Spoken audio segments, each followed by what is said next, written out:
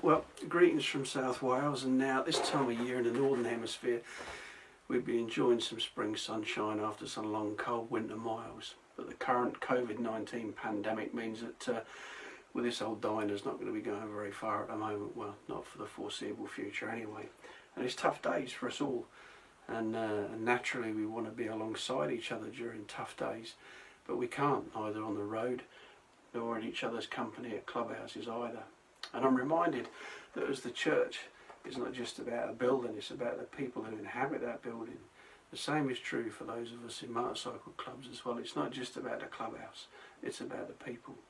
And both of which, like so many places, the churches and clubhouses are closed, and during these days the substance of who we are as churches and clubs and as communities in general is going to be tested.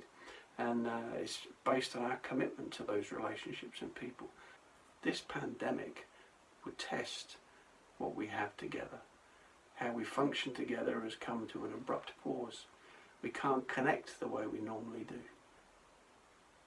And we've just celebrated Easter, the series of events crucial to our story as a Christian motorcycle club that centres around the death and the resurrection of Jesus Christ. It's a story of honour, a story of courage on the road, where the man who said, "Greater love has no man than to lay down his life for his friends," did just that. But it's also a story of betrayal, of disappointment and confusion, with biased, unjust courts, a brutal execution, and brothers disappearing into the distance. And one of those brothers in particular, Judas, has always fascinated me. And part of me wants to look into his eyes, half hoping to find the devil, but in reality I just know I'm going to find a reflection of myself, somehow me, along with everybody else, being complicit in putting Christ to his death. Now for the other disciples and the wider group of followers that were in that travelling community, for a brief moment the story took a really dark twist. It wasn't supposed to end that way though. Now even when the women had found the tomb empty, they weren't believed by the other disciples.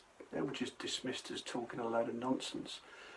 And any resurrection talk that Jesus had given in the preceding days had just been forgotten really. Their dreams of deliverance from Roman oppression and an alternative way of life, that was lying in pieces now. Now as two of the wider group of disciples headed home from Jerusalem towards their home in Emmaus, they were just totally distraught, caught up in their grief and confusion. But once again, it was while they were travelling on the road that hope was regained and renewed. We can read the story in Luke's Gospel, and as they walk this 7 miles, the two of them are joined by who they think is a stranger, or may even have been a foreigner, because he had no idea what seemed to have been happening in Jerusalem over the course of that weekend. And they pour out their pain and their confusion, only for the stranger to take stories from their own history and explain what was going on. But it was only around the meal table that their eyes became fully open. They realised it was the risen Christ that had accompanied them on those last few miles. It was the risen Christ who was now present with them, sharing food and serving food with them. He had not forgotten them. So this is also a story of hope. This was more than a story about an honourable sacrificial death. There was a righteous heart that prevailed amid betrayals of trust.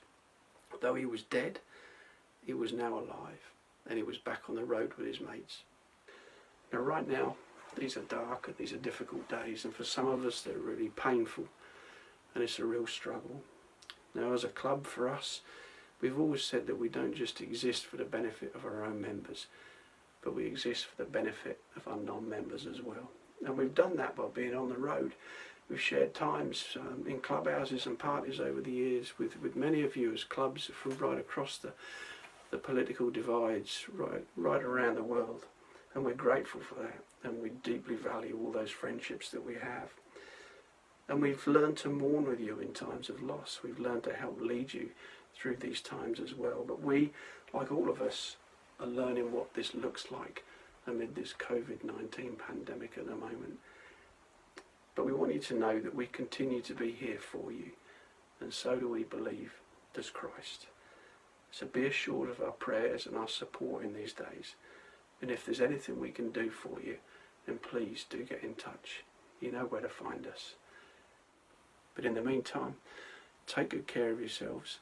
Look after one another, especially those among your number who are going to be more vulnerable to this illness that's flying around at the moment.